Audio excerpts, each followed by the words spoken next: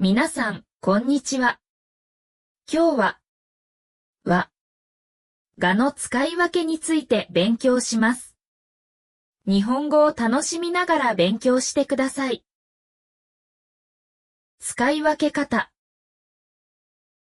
1、は平序文に使われます。例。1、私はベトナム人です。2、彼女は素敵ですね。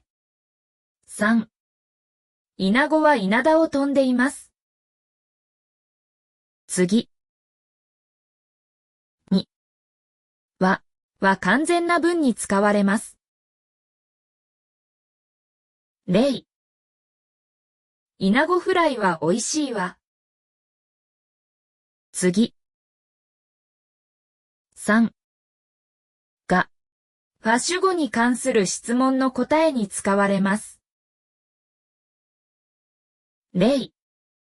1、誰がリンゴを食べましたか？